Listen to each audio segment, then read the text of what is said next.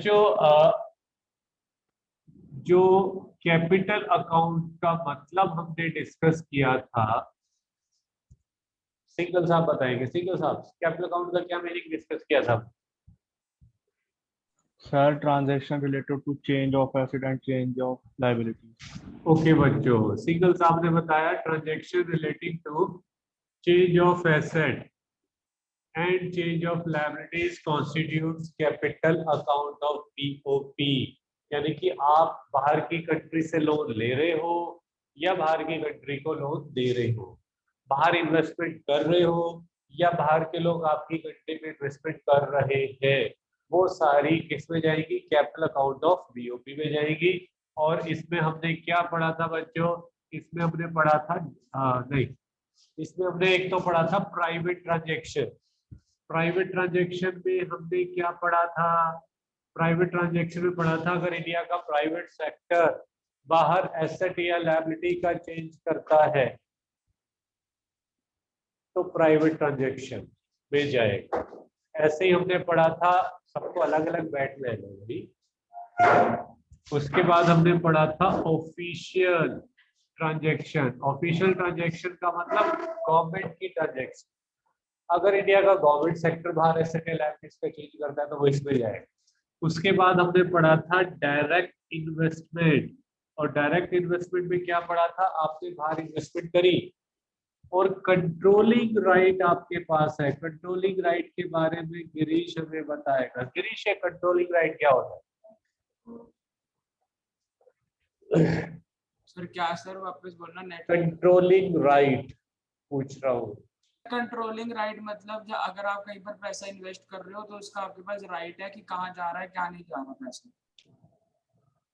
Single साहब, क्या इसमें ये सर मतलब डिसीजन हो गया ना सर कि एग्जांपल अगर लेके इन्वेस्टमेंट करी बताऊं? तो डिसीजन ले सके। सिंगल साहब एग्जांपल देके बताएंगे। गिरीश अभी तक सर क्लियर नहीं कर पा रहा। हाँ जैसे मैंने बाहर की कोई कंपनी में शेयर खरीदा, हाँ, अगर मेरा शेयर 50% से ऊपर है तो उस कंपनी में मेरे डिसीजन वैल्यू करेंगे, और अगर बिल्कुल कम है ठीक, तो बिल्कुल कम। ठीक।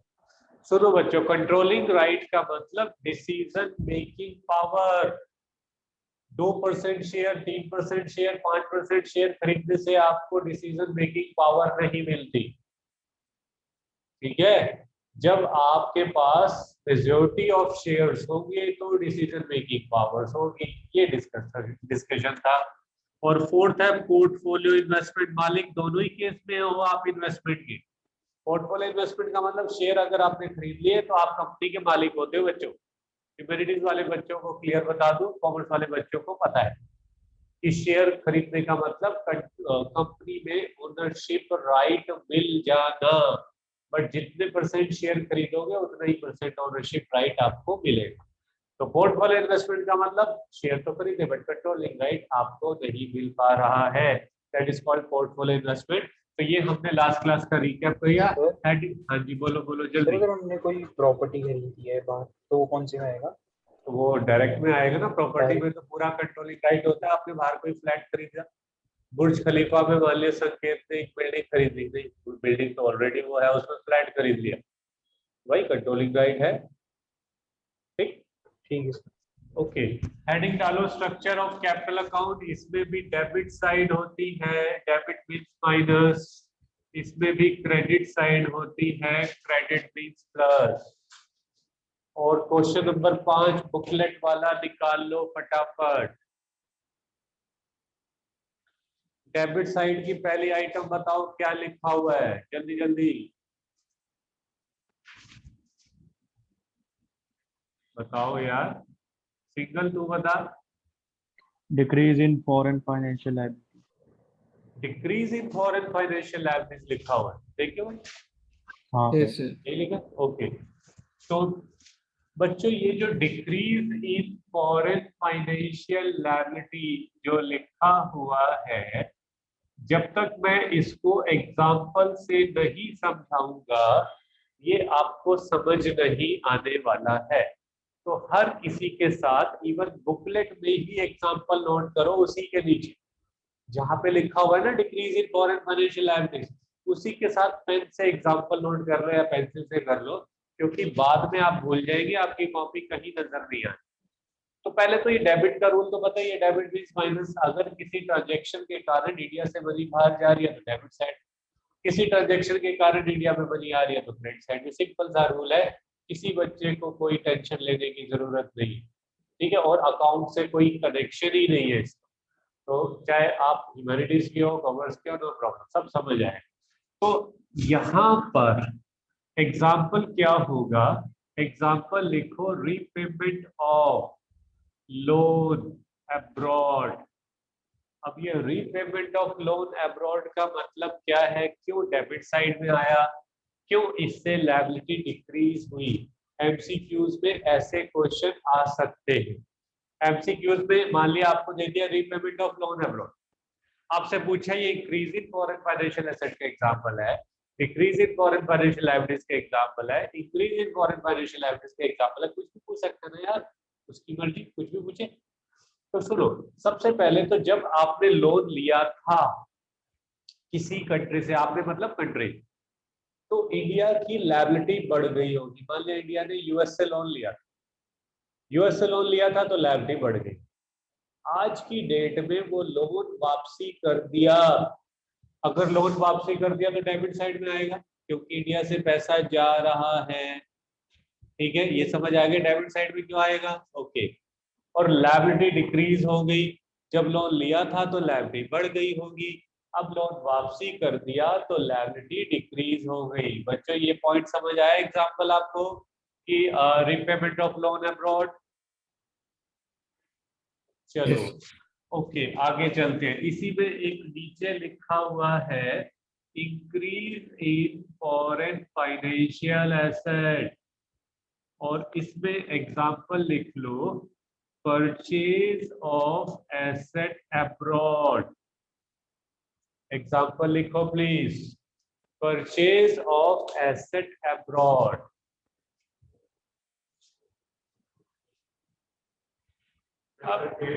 Purchase of asset abroad. अब ध्यान से सुनना, मान लिया रक्षित ने यूएस में एक बिल्डिंग खरीदी, ठीक है, खरीद ली भाई। अब रक्षित उसका मालिक, रक्षित की एसेट बाहर बढ़ गई, रक्षित है इंडियन सिटीजन, तो इंडिया की भी तो एसेट बढ़ गई बच्चे। अगर रक्षित की एसेट बढ़ी तो इंडिया की भी तो एसेट बढ़ी, तो इसलिए लिखा हुआ increase in foreign financial asset. ये हम रक्षित का नहीं बना रहे बच्चों, इंडिया का बना रहे।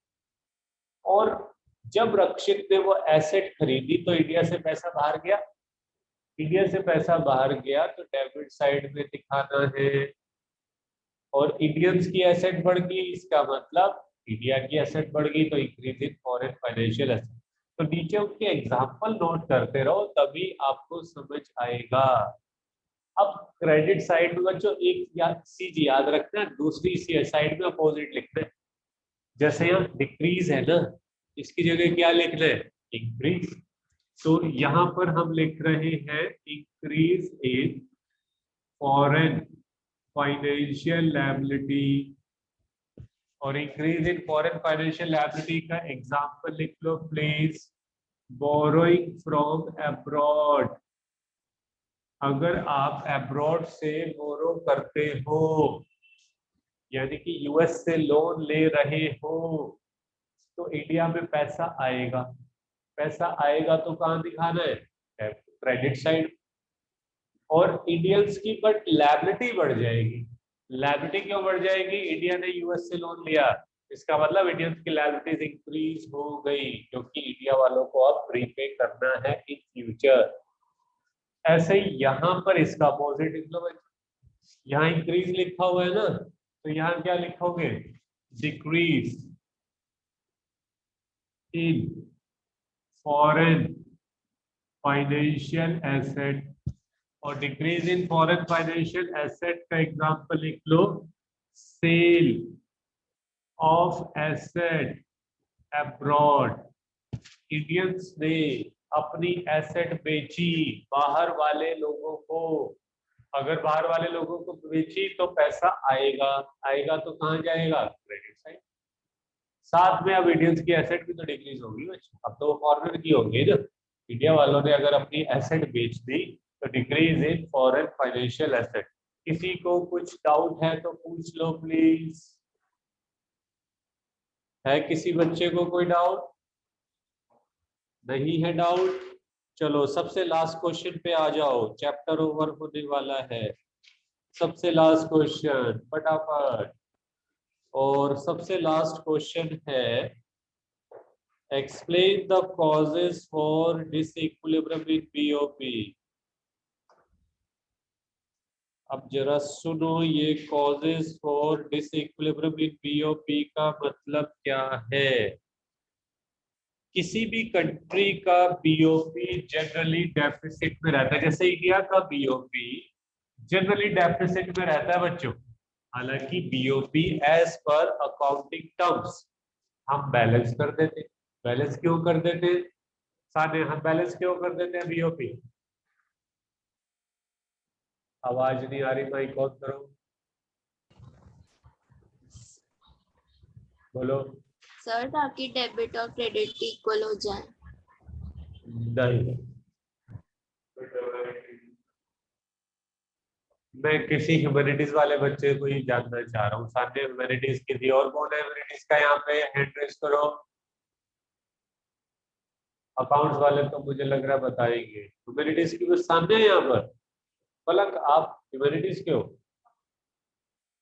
सारे कॉमर्स के हो? नहीं, ये क्या चक्कर हुआ? चलो कोई बात नहीं, गिरीश बताएगा। गिरीश, इसके पीछे पड़ गया हूँ मैं बस। अब गिरीश तू बता। सर क्या बताना था वापस बताओ। मैं ही क्वेश्चन भूल गया, क्या पूछा था बच्चों क्वेश्चन? हम बीओपी बैलेंस क्यों करते हैं? हाँ सब पता है तुझे, मेरे से मुझे लेना। हाँ नहीं बोल। सर अभी याद है। सर बीओपी बैलेंस इसलिए करता है क्योंकि आखिरी में जाके अकाउंट्स हो रहे ना एंड ऑफ द ईयर में। सर दोबारा बोल। बैलेंस, सर बीओपी बैलेंस इसलिए करते हैं क्योंकि ये रूल होता है।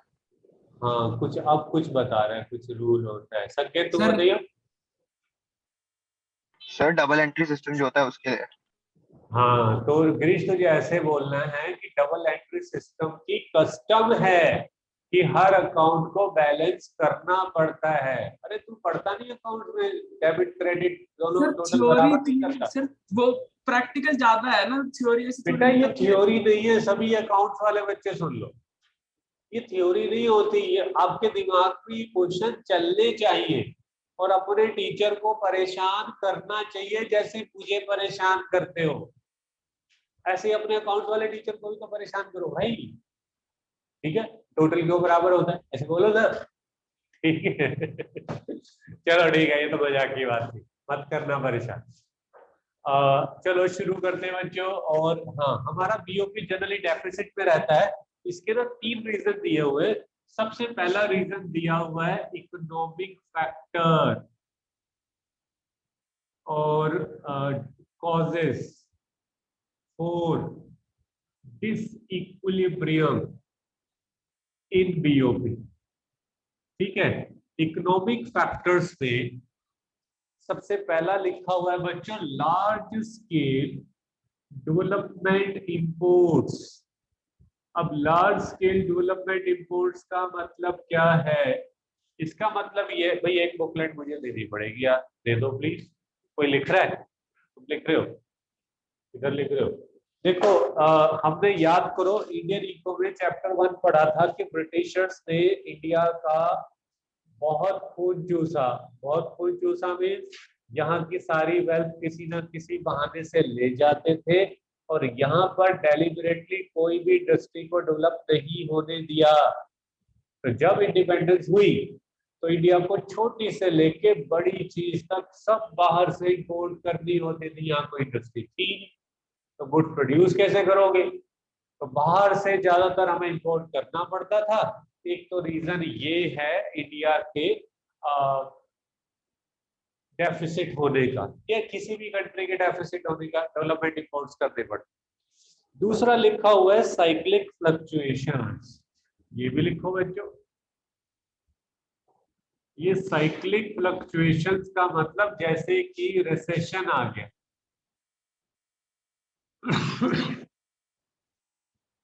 रेसेशन का मतलब, रेसेशन का मतलब कौन, अब मैं गिरीश से मंदी। नहीं पूछूंगा, गिरीश से नहीं पूछूंगा क्योंकि गिरीश कहेगा यार मुझे टारगेट कर दिया। मल्लिका से पूछूंगा। मल्लिका, रिसेशन का मतलब? सर जब प्राइसेस कम हो जाते हैं। प्राइस कम होने से क्या होता है? डिफ्लेशन। हाँ तो डिफ्लेशन रिसेशन चलो मान लिया एक बात है, तो थोड़ा एक्सप्लेन तो करो इससे क्या होता है? सर डिमांड बढ़ जाती है। बढ़ जाती है। ईशान खेमानी, तेरा नंबर बहुत दिनों से नहीं आया, तू बता चल, ये रिसेशन क्या होता है?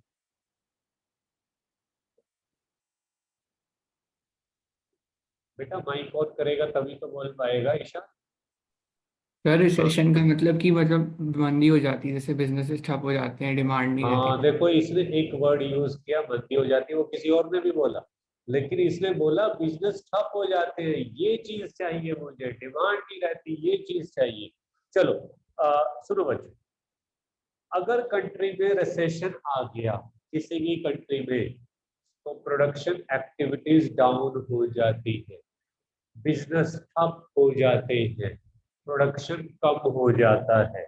अब लोगों को मान लिया गुड्स खरीदनी है, फैक्ट्री बंद हो चुकी है लॉसेस के कारण, तो वो गुड्स कहाँ से खरीदेंगे बच्चों? इंपोर्ट ही तो करेंगे, क्योंकि उस कंट्री में तो रिसेशन आ चुका है ना, फैक्ट्री क्लोज हो चुकी है, गुड्स की मान लिया जरूरत है, एकदम से तो नई फैक्ट्री खुलेगी नहीं, तो बाहर से तो इंपोर्ट करना ही पड़ेगा।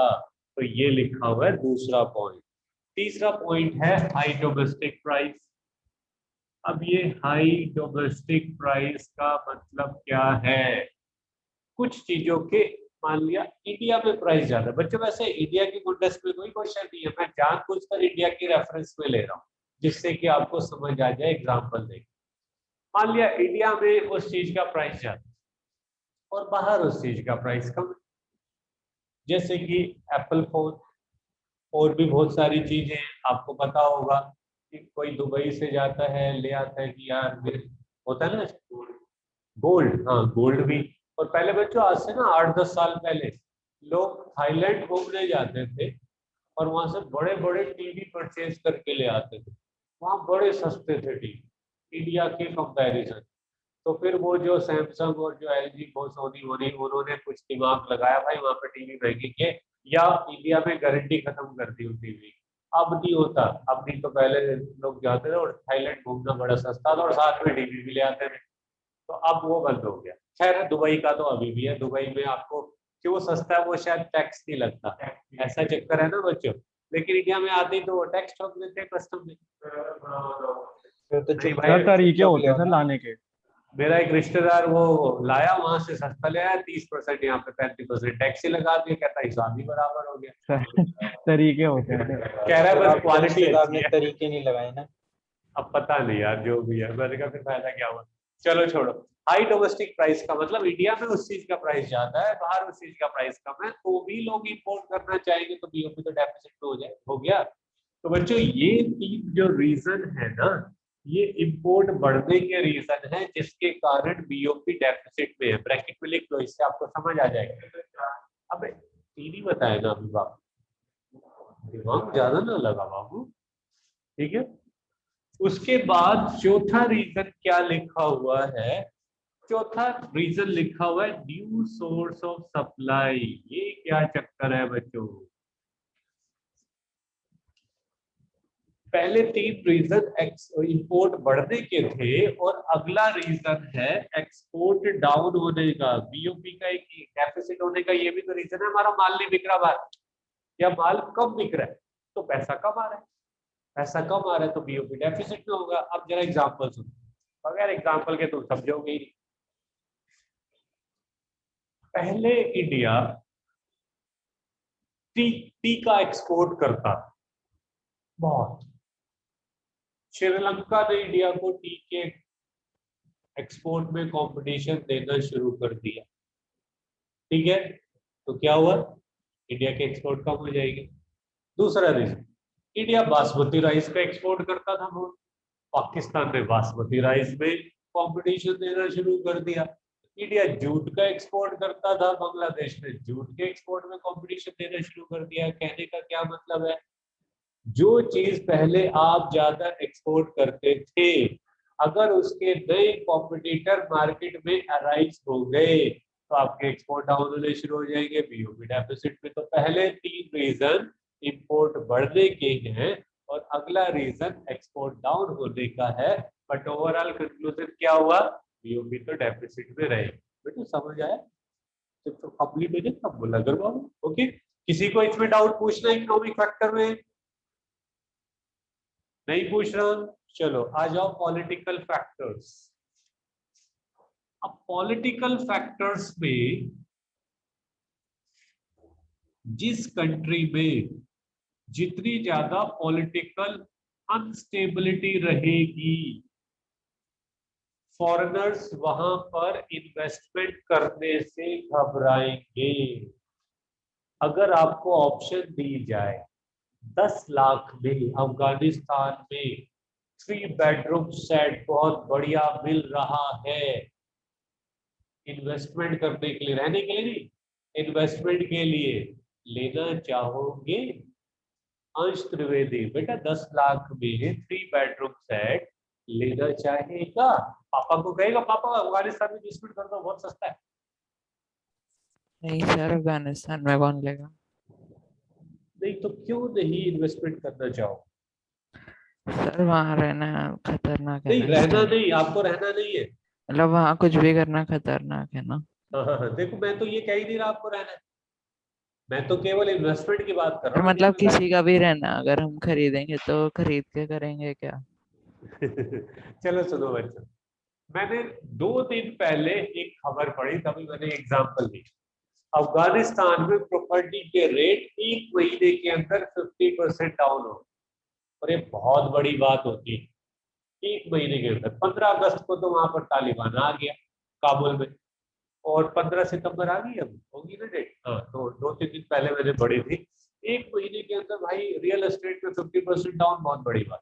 और क्या वहाँ फॉरेनर्स इन्वेस्ट कर रहे होंगे? रियल एस्टेट तो भूल जाओ, वहाँ किसी कंपनी के शेयर में भी इन्वेस्टमेंट नहीं करना चाहिए, क्योंकि वहां पर पॉलिटिकल अनस्टेबिलिटी बहुत ज्यादा है, आपका पैसा जो जाएगा वो भी डूब जाएगा। तो जिस कंट्री में पॉलिटिकल अनस्टेबिलिटी होती है, उस कंट्री में फॉरेनर्स इन्वेस्टमेंट करने से घबराते हैं। तो अगर किसी कंट्री में, इंडिया में भी 91 के टाइम पे थी बच्चों, 96 के टाइम पर थी, 91 पे तो नहीं, 91 में भी थोड़ी सी थी, बट 96 में ज्यादा थी। 6 महीने के अंदर 3 प्राइम मिनिस्टर बदले। एक इंद्र कुमार गुजराल था, एक चंद्रशेखर था, एक देवेगौड़ा था, देखना ठीक।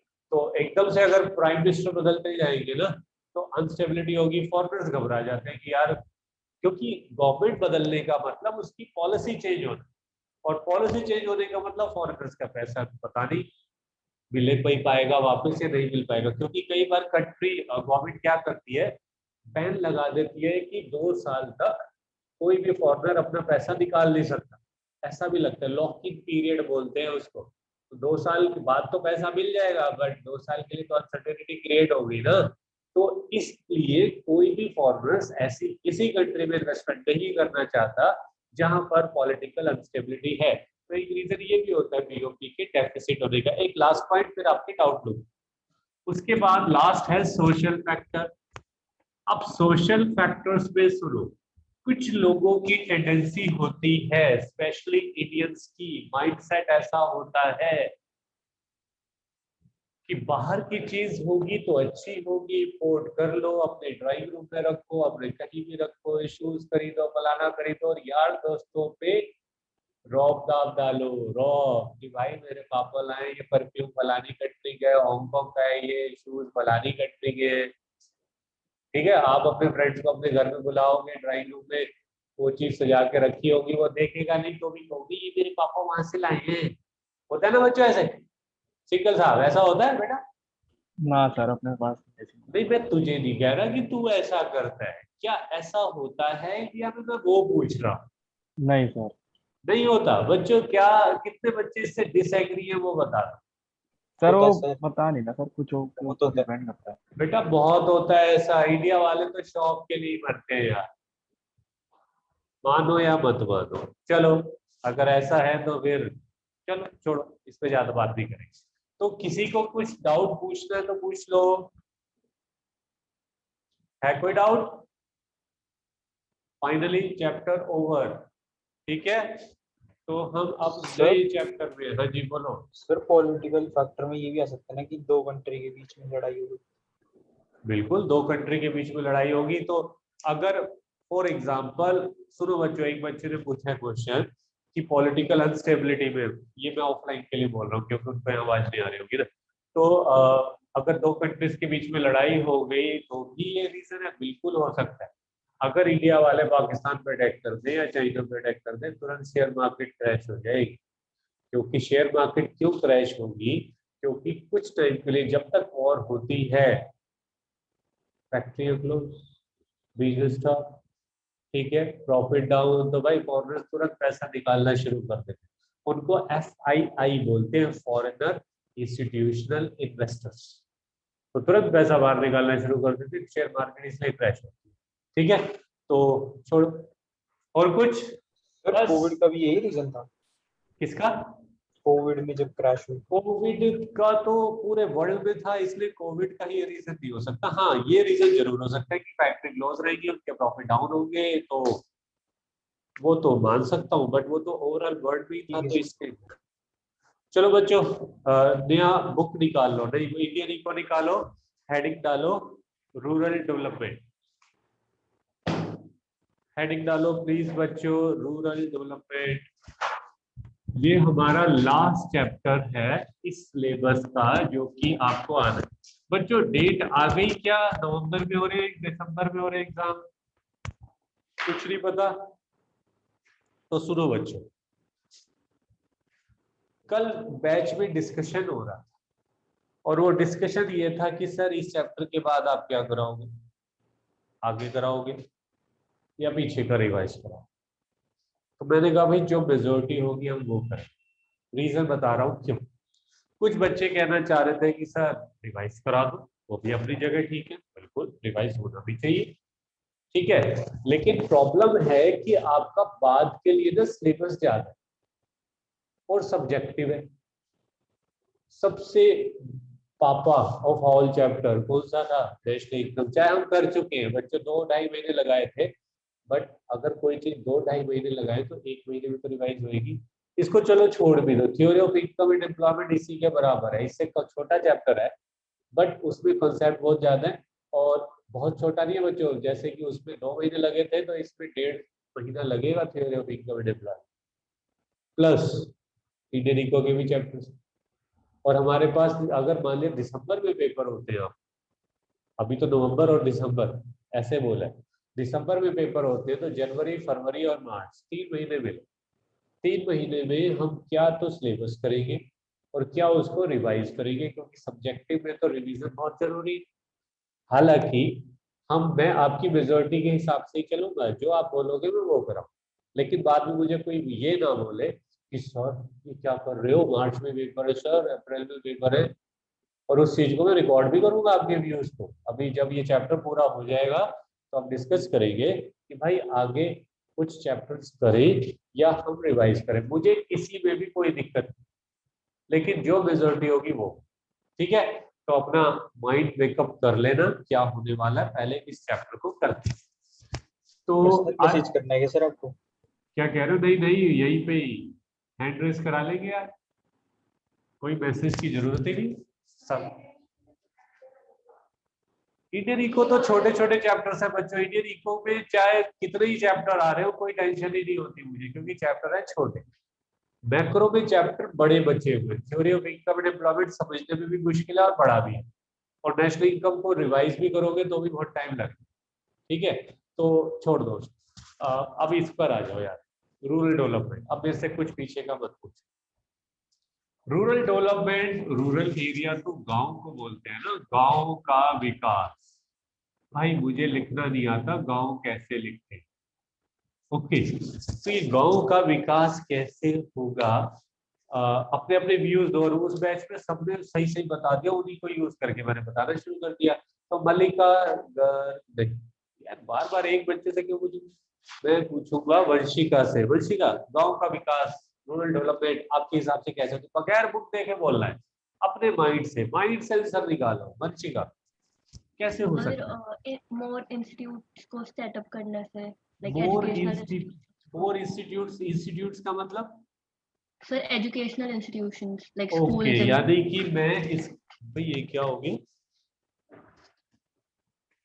समझ बच्चों, तो एजुकेशन गांव में एजुकेशन इंस्टीट्यूट्स खोलेंगे, ठीक है। और वंशिका कुछ देखना मत इधर उधर कहीं पे भी, और थोड़ा सा सेंटर में आ जाओ ना प्लीज। यस, हाँ जी बोलो। बस मशीन्स और equipments for farming agriculture. Oh yes, agriculture को डेवलप कर दिया जाए, ठीक है। बस इतना, इससे ही पूछना। लक्ष्य गुप्ता तू बता तेरे हिसाब से क्या क्या करना है? Sir transportation. Transportation, very good बच्चों। इन्हीं पॉइंट्स को यूज करके मैं आपको आंसर बताने वाला हूँ। इंटेलिजेंट बच्चे हमारे पास सीडीएस में। और सुहानी कोचर, अभी तक इसने कैमरा ऑन नहीं किया और मुझे बहुत गुस्सा आ रहा है, मैं रिमूव करने वाला हूँ सुहानी कोचर। मेरा नेट नहीं चल रहा। हाँ बस अब नेट नहीं चल रहा। ओके जल्दी बोलो। एम्प्लॉयमेंट अपॉर्चुनिटी बढ़ाकर।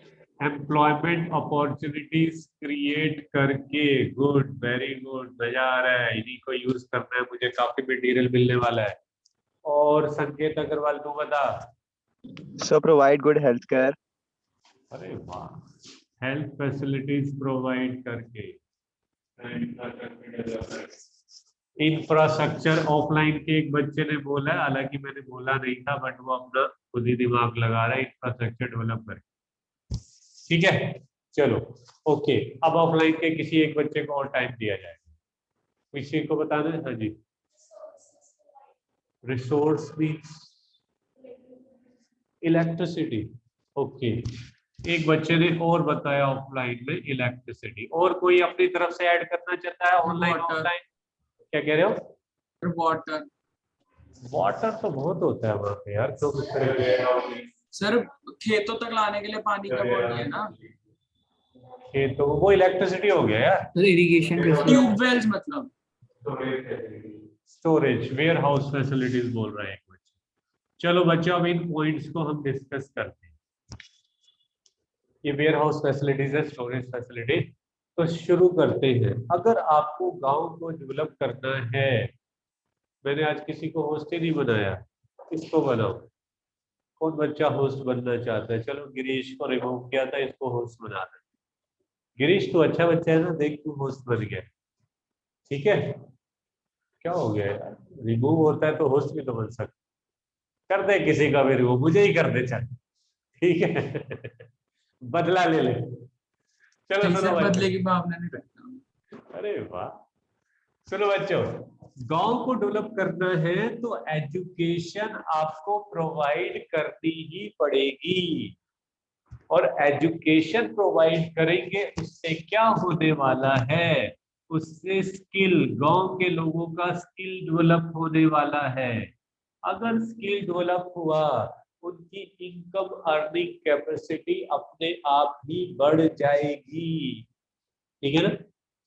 और सुनो, एजुकेशन से केवल स्किल ही डेवलप नहीं होना, गांव में जो जो सोशल कस्टम्स हैं, सोशल कस्टम का मतलब क्या होता है? जेंडर डिस्क्रिमिनेशन एक हो गया, फीमेल चाइल्ड को कम इम्पोर्टेंस देना, मेल चाइल्ड को ज्यादा इम्पोर्टेंस देना। और कल वाले बैच में बच्चे बता रहे थे तलाक तलाक तलाक, ऐसे भी बोल रहे थे। फिर ज्यादा ही तलाक की बात होने लगी, मैंने एक बच्चे को ही रिमूव मार दिया, भाई तू ये ड्रामा मत कर, ठीक है हो गया तलाक, बस ठीक है। तो हाँ, गांव में जैसे जो मुस्लिम्स होते हैं उसमें पर्दा सिस्टम की बात हो रही थी और अचानक तलाक सिस्टम की बात होनी शुरू हो गई थी। तो गांव में सोशल कस्टम, चाहे वो पर्दा सिस्टम हो, जेंडर डिस्क्रिमिनेशन हो, और अपर कास्ट और लोअर कास्ट, ये भी तो होता है। गांव में ज्यादा होता है, शहर में कम होता है। तो एजुकेशन से ये चीजें अपने आप खत्म हो जाएगी, ठीक। गांव की डेवलपमेंट में इंपॉर्टेंस। एग्रीकल्चर सबसे इंपॉर्टेंट चीज। हमारी मेजॉरिटी ऑफ पॉपुलेशन गांव में रहती है, और गांव में लोगों का मेन ऑक्यूपेशन एग्रीकल्चर। एग्रीकल्चर को डेवलप कर दो, गांव अपने आप डेवलप हो जाएगी। अब एग्रीकल्चर को डेवलप कर दो। गिरीश बता रहा था शायद कि वो ट्यूबवेल टाइप और बहुत सारी चीजें जो है, यानी कि irrigation facilities, better quality of seeds, better quality of fertilizers, और आप में से किसी ने बताया नहीं है लेकिन वहां वाले बैच ने बता दिया था क्रेडिट फैसिलिटीज। क्रेडिट फैसिलिटीज का सब्सिडीज मतलब, भी तो दे सकते हाँ हैं। जी, बैंक ओपन अप करना। क्रेडिट फैसिलिटी, अब मुझे एग्रीकल्चर में याद आ गया ना बच्चों, एग्रीकल्चर केवल पानी से यानी कि इरिगेशन से ही थोड़ी होगी, पैसे से भी तो होगी। Better quality of seeds fertilizers provide कैसे करोगे जब उनको लोन वगैरह मिलेगा। ठीक है, तो मेरे ख्याल से आपको समझ आ गया एग्रीकल्चर भी एक इंपॉर्टेंट रोल प्ले करता है, और सबसे इंपॉर्टेंट रोल तो एग्रीकल्चर को डेवलप करते हो, अपने आप डेवलप हो जाए। बच्चों मैं अभी चैप्टर शुरू नहीं किया, मैंने कोई क्वेश्चन आपको अभी शुरू नहीं कराया, मैं केवल माइंड मेकअप कर रहा हूँ कि इस चैप्टर में हमें ये पढ़ना है, और ये समझ लोगे ना आधा चैप्टर ही हो गया। आधा इंडियन इको इसलिए आसान होती है बच्चों, उसमें कॉन्सेप्ट नहीं होते, उसमें कहानियां होती है। मैं कहानियां सुनाता हूँ, आप सुनते हो, हालांकि बोर हो जाते हो, मैं क्या करूँ। ठीक, ओके। तो ट्रांसपोर्टेशन, भाई साहब, नोएडा के डेवलप होने में बेटर रोड्स का बहुत इंपॉर्टेंट रोल था। नोएडा जानते हो ना बच्चों, फुल फॉर्म भी पता है। कल मैंने एक बच्चे से पूछा और वो कहती हाँ सर आप जो बता रहे हो, मैं मेरी फ्रेंड नहीं, उसके रिश्तेदार कोई नोएडा में रहते थे और उसको नहीं पता नोएडा की फुल फॉर्म, यानी कि रहने वालों को भी नहीं पता। ओके, तो नोएडा के डेवलपमेंट होने में ट्रांसपोर्टेशन फैसिलिटीज का बहुत इंपॉर्टेंट रोल है। ऐसा क्यों? कोई भी कंपनी, चाहे मल्टीनेशनल हो या नेशनल हो, ऐसे इलाके में इन्वेस्टमेंट नहीं करेगी, फैक्ट्री नहीं खोलेगी, कंपनी नहीं खोलेगी जहां पे ट्रांसपोर्टेशन फैसिलिटी नहीं, क्योंकि उसका माल एक प्लेस से दूसरी प्लेस, चाहे वो रॉ मटेरियल हो या फिनिश प्रोडक्ट हो, कैसे मूव करेगा? लेबर घर से फैक्ट्री आने जाने के लिए मूव कैसे करेगा? और केवल लेबर ही क्यों, बड़ा स्टाफ भी कैसे मूव करेगा? तो ट्रांसपोर्टेशन फैसिलिटी डेवलप होनी चाहिए, और मोदी सरकार ये कर रही है। मोदी सरकार के एक सबसे अच्छे मिनिस्टर है नितिन गडकरी, नाम सुना है मुझे? नहीं सुना? ये जो रोड और हाईवे बनते हैं ना, उसके मिनिस्टर है, और वो बहुत बढ़िया बंदे हैं। तो वो काफी काम कर रहे हैं इस चीज पर। ओके, हालांकि थोड़ा सा मैं उनसे डिसएग्री करता हूँ, यार हर रोड पे टोल लगा देते हैं, वो गलत। ठीक है, अच्छी रोड है ठीक है मान लिया, बट टोल हर रोड पे टोल, वो गलत। चलो इलेक्ट्रिसिटी पर आ जाओ। भाई फैक्ट्री खोलोगे गांव में, गांव की डेवलपमेंट के लिए, इलेक्ट्रिसिटी के बगैर कैसे कर सकते हो? नोएडा में अगर अच्छी रोड बना दी और इलेक्ट्रिसिटी प्रोवाइड नहीं करी, तो क्या कोई मल्टीनेशनल कंपनी आना चाहेगी? बिल्कुल नहीं। सेम एग्रीकल्चर में भी तो इलेक्ट्रिसिटी का यूज है, जैसे कि इरिगेशन के लिए पानी ट्यूबवेल के थ्रू अपने फील्ड तक पहुंचाना, खेत तक पहुंचाना, भाई बगैर इलेक्ट्रिसिटी के कैसे हो जाएगा? ठीक है, तो इलेक्ट्रिसिटी का बहुत important role. Employment opportunities create करना, एक बच्चे ने बताया अभी एम्प्लॉयमेंट अपॉर्चुनिटीज। बच्चों ये भी फैक्ट्री की बात कर रहे थे ना, तो वो अपने आप ही एम्प्लॉयमेंट अपॉर्चुनिटीज होगी। गांव, अब गांव से लोग शहर की तरफ क्यों आते? वो शहर की तरफ इसलिए आते हैं, उन्हें एम्प्लॉयमेंट चाहिए होती है, और शहर में भी वो डिस्टर्बेंस क्रिएट कर देते। शहर में डिस्टर्बेंस कैसे क्रिएट होती है? जब गांव की ज्यादा पॉपुलेशन माइग्रेट होकर शहर आएगी, तो शहर की हेल्थ फैसिलिटीज पे बर्डन क्रिएट होगा। शहर के स्कूल वाली जो फैसिलिटीज है, एक क्लास में कई सरकारी स्कूलों में बच्चों 70-70, 80-80 बच्चे पढ़ते हैं, कैसे पढ़ा लेगा टीचर और कैसे पढ़ लेंगे वो बच्चे? ठीक है, तो शहर की स्कूल फैसिलिटीज पे भी तो बर्डन क्रिएट होता है। तो ऐसा करो, गांव वाले शहर आए ना, गांव में डेवलपमेंट करो ना, गांव में बेटर स्कूल, बेटर वो, और बेटर स्कूल खोलने से क्या होगा? गांव में एम्प्लॉयमेंट बेटर कर दो, गांव वाले शहर आएंगे ही नहीं, और शहर भी डेवलप और गांव भी डेवलप। तो कुछ लोग कहते हैं अगर इंडिया को डेवलप करना है, शहर डेवलप मत करो, गांव डेवलप करो, क्योंकि शहर डेवलप करोगे गांव से फिर लोग शहर आ जाएंगे, शहर में और प्रॉब्लम क्रिएट हो जाएगी, फिर शहर डेवलप करोगे गांव से और फिर शहर में आ जाएंगे, फिर प्रॉब्लम क्रिएट हो जाएगी। यही तो हो रहा है इंडिया में। तो बेटर क्या है? गांव डेवलप कर दो, शहर में प्रॉब्लम क्रिएट होनी ही नहीं है, शहर अपने आप डेवलप रहेंगे। चलो छोड़ो, हेल्थ फैसिलिटीज डिस्कस हो चुका है डायरेक्टली, हॉस्पिटल्स वगैरह। ठीक इंफ्रास्ट्रक्चर, बच्चों इंफ्रास्ट्रक्चर में स्कूल भी आ गया, जो किसी बच्चे ने बताया ना इंफ्रास्ट्रक्चर, इंफ्रास्ट्रक्चर में एजुकेशन भी आ गया, हेल्थ फैसिलिटीज भी आ गई, ट्रांसपोर्टेशन भी आ गई, इलेक्ट्रिसिटी भी आ गई। जब इंफ्रास्ट्रक्चर नाम का चैप्टर कराऊंगा, एक है चैप्टर इसमें इंफ्रास्ट्रक्चर, तो अपने आप समझ आ जाएगी। ओके, और वेयर हाउस फैसिलिटीज भी इंफ्रास्ट्रक्चर में आ गया। वैसे एग्रीकल्चर को डेवलप करने में वेयर हाउस भी एक रोल प्ले करता है। और लास्ट है क्रेडिट फैसिलिटीज। गांव में एग्रीकल्चर को डेवलप करने के लिए पैसे की जरूरत, फैक्ट्री को डेवलप करने के लिए पैसे की जरूरत। फैक्ट्री का मतलब यहाँ पे स्मॉल स्केल इंडस्ट्री से है, अगर आप करना चाहते हो तो पैसा कहाँ से प्रोवाइड होगा, बैंकों से। तो अगर गांव की डेवलपमेंट करनी है, इन सब चीजों पे फोकस कर दो, शहर पे बिल्कुल फोकस मत करो, शहर अपने आप डेवलप रहेंगे। ये चैप्टर हमको पढ़ना है, समझ आ गया? आसान सा चैप्टर होगा, मुश्किल तो होने वाला नहीं। बस अपनी जीके बढ़ा के रखना बच्चों इंडियन इको के। जीके का मतलब मैं कभी ये नहीं कह रहा कि ईयर्स याद करो या कुछ याद करो, आपको किसी चीज पे बोलना आए। हालांकि बोलना, कोई एमसीक्यूज में बोलने से कोई मतलब थोड़ी होता है, लेकिन बोलना आए का मतलब आपका माइंड चल रहा हो, तभी एमसीक्यूज को क्रैक कर पाओगे। बट छोड़ो, कहाँ पे थे सब, पेज नंबर बता दो भाई। हाँ, सबसे पहला क्वेश्चन है, व्हाट इज रूरल डेवलपमेंट? तो रूरल डेवलपमेंट का मीनिंग लिखा हुआ है बच्चों, development refers to a continuous and comprehensive socio economic development. बच्चों सोशियो इकोनॉमिक डेवलपमेंट को डबल अंडरलाइन कर लो, लाइनी ये तो मैं यूज कर रहा हूँ, तो फिर शेयर कर दो। तो सोशियो इकोनॉमिक डेवलपमेंट को डबल अंडरलाइन करो, इसी के बारे में डिस्कशन करेंगे और अपने आप हमारा टॉपिक खत्म हो जाएगा। सोशल डेवलपमेंट का मतलब क्या होता है? सोशल डेवलपमेंट का मतलब जितनी सोसाइटी में सोशल कस्टम्स हैं वो दूर हो जाना। और सोशल कस्टम में कल एक बच्चा सती कस्टम बता रहा था, मैंने कहा यार वो दूर हो चुकी है, तो उसको अब डिस्कस ना ही करें तो अच्छा है। हाँ आती है प्रॉब्लम, वो है जरूर, बट वो अब खत्म है, अब वो कुछ खास नहीं। तो सोशल कस्टम में एक तो जेंडर डिस्क्रिमिनेशन आप लिख सकते हैं, ये दूर होना चाहिए। देखो बच्चों वही क्वेश्चन का आंसर दोबारा आ गया, मैंने आपको सारा आधे से ज्यादा चैप्टर करा दिया उन सब चीजों में। तो एक तो जेंडर डिस्क्रिमिनेशन, दूसरा ये पर्दा सिस्टम, और तीसरा upper caste lower caste, casteism बोलते हैं, क्या बोलते हैं, कास्ट सिस्टम बोलते हैं। चलो बच्चों कास्ट सिस्टम में थोड़ा सा मैं आपको एक जनरल नॉलेज दूंगा, पता नहीं आपको पता है या नहीं पता।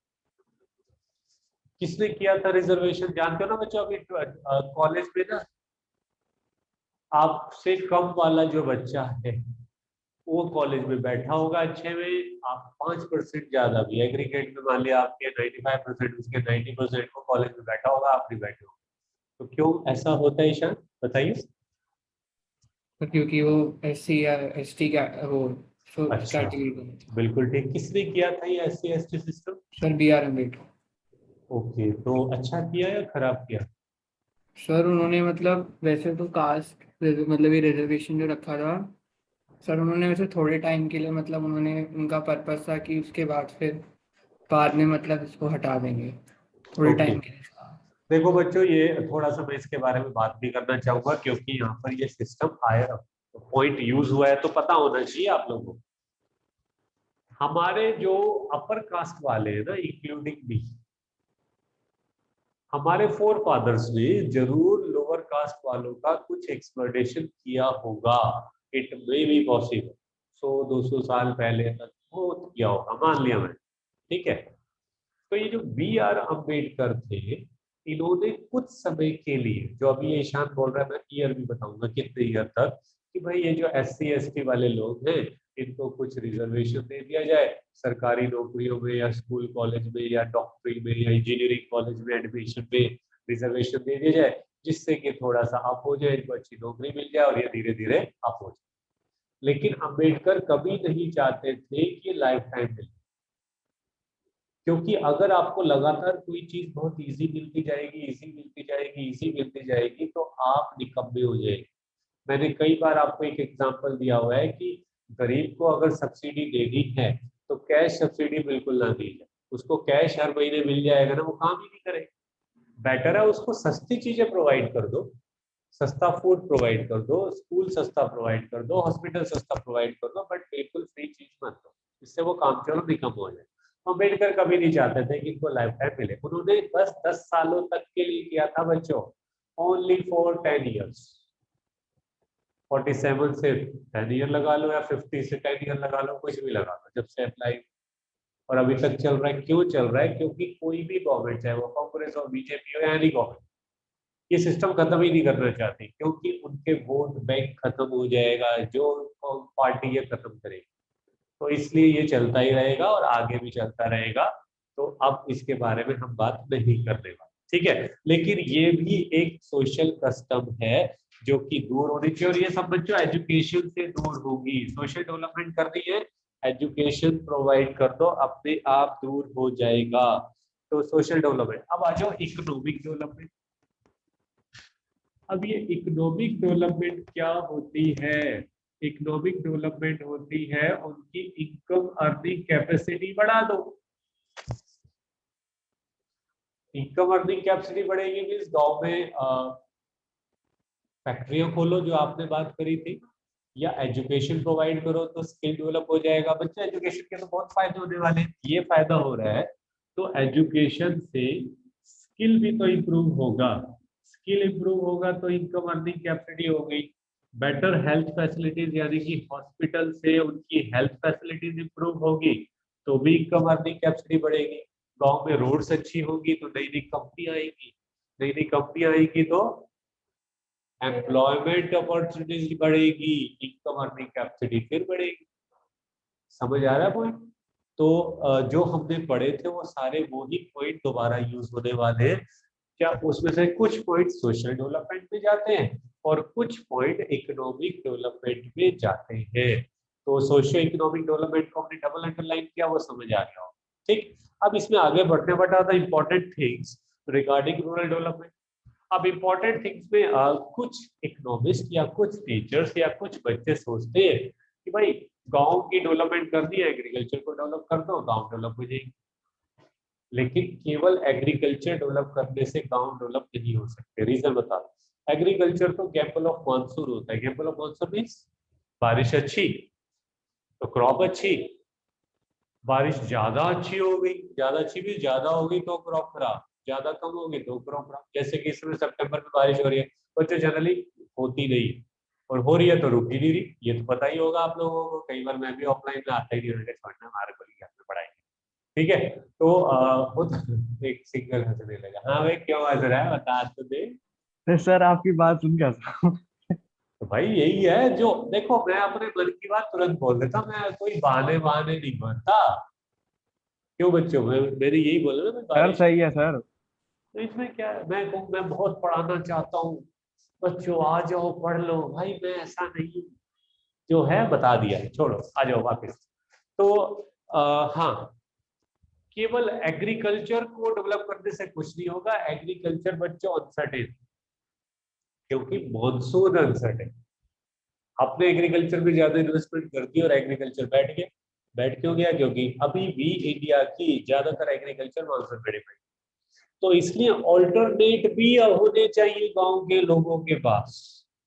और ऑल्टरनेट क्या है वो भी तो सुन लो। ऑल्टरनेट में होता है एनिमल हस्बेंड्री। एनिमल हस्बेंड्री में गांव के लोगों को डेयरी फार्मिंग की फैसिलिटीज, यानी कि गाय भैंस पालना में, या फिशिंग, या फिर पोल्ट्री फार्मिंग, ये कल वर्ड नहीं आया था, और एक और वर्ड आया था यार, लाइफ स्टॉक आएगा। लाइफ स्टॉक इसमें आ गया ना, डेयरी फार्मिंग, हॉर्टिकल्चर, ठीक है। तो ये चीज डेवलप करो ना यार, केवल एग्रीकल्चर ही नहीं, एग्रीकल्चर तो करो, बट अगर एग्रीकल्चर किसी साल नहीं हो पाया, ठीक, जैसे इस साल ज्यादा बारिश है तो मुझे नहीं पता बच्चों फार्मर इसको किस तरीके से ले रहे हैं, मुझे एग्रीकल्चर की नॉलेज नहीं है, बट हो सकता है फार्मर की क्रॉप खराब हो गई, इट मे बी पॉसिबल।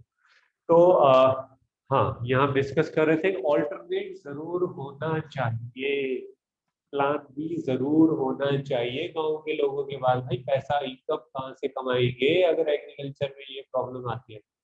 ठीक है, तो सोशो इकोनॉमिक, हाँ हम सर डिस्कस कर, इनमें क्या नाम है, जो ये फार्मिंग वगैरह होती है एनिमल हस्बेंड्री में प्रॉफिट मार्जिन भी ज्यादा होता है ना? एनिमल हस्बेंड्री में क्या बोल रहे हो? प्रॉफिट मार्जिन भी ज्यादा होता है ना? यार ये मुझे पता नहीं है कि प्रॉफिट मार्जिन ज्यादा होते नहीं होते, तो मैं इसके बारे में बात करना नहीं चाहूँ अब। लेकिन अगर प्रॉफिट मार्जिन ज्यादा होते तो भाई गांव के लोग तो महल क्रिएट कर लेते हैं, वैसे लगता नहीं मुझे। ठीक है, तो और मेहनत भी बहुत ज्यादा होती है यार, ऐसी बात नहीं है। नहीं सर, मतलब मेरे एक दोस्त के पापा की पोल्ट्री फार्मिंग है, तो वो बता रहा था कि इसमें प्रॉफिट मार्जिन तो ज्यादा होता है, लेकिन बस इन्वेस्टमेंट एक बारी के लिए थोड़ी सी ज्यादा होती है। हाँ, तो आप ये कह लो कि गांव के लोग जो छोटे लोग हैं, छोटे फार्मर, वो तो ये कर नहीं पाएंगे क्योंकि इन्वेस्टमेंट इसमें बहुत ज्यादा है। हाँ, मैं मान सकता हूँ कि मुझे नॉलेज नहीं है, लेकिन तेरा फ्रेंड बोल रहा है तो इट मे भी पॉसिबल होगा यार। चलो आगे चलते हैं। सेकंड पॉइंट क्या लिखा हुआ है?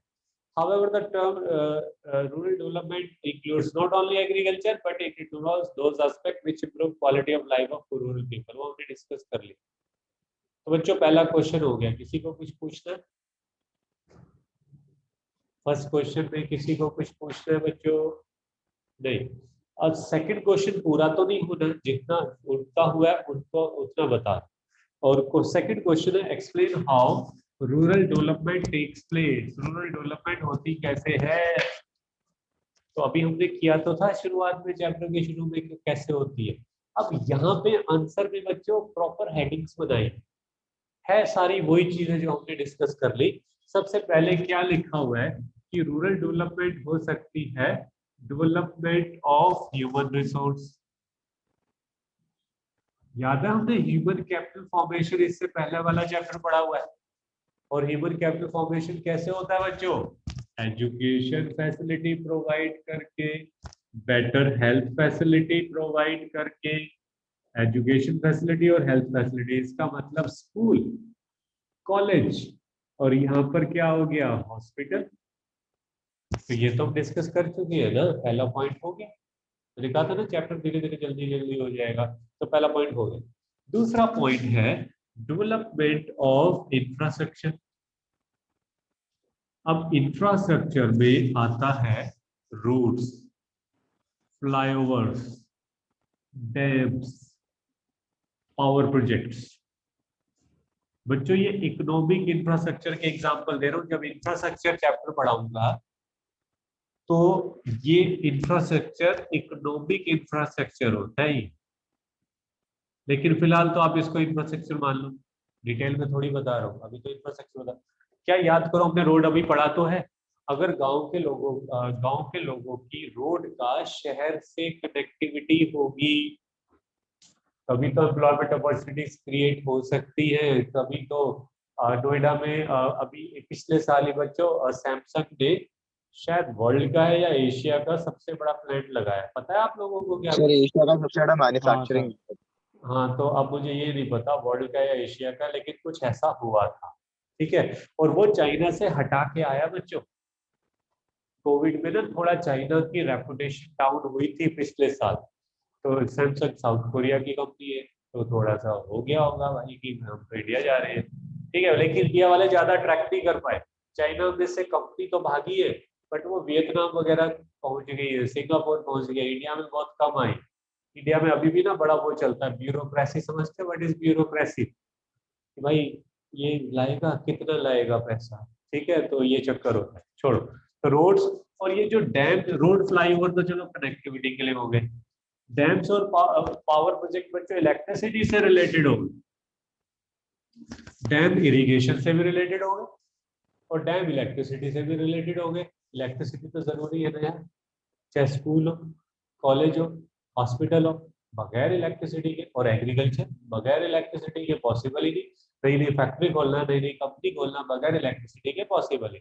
तो ये 2 पॉइंट दूसरे बैच में भी हुए, इतने ही पॉइंट मैंने आपको कराए हैं। और आज गिरीश हमारा को होस्ट है। गिरीश जब तक स्क्रीनशॉट नहीं लेगा कोई लीव ना करे ना बोले। मेहरबानी।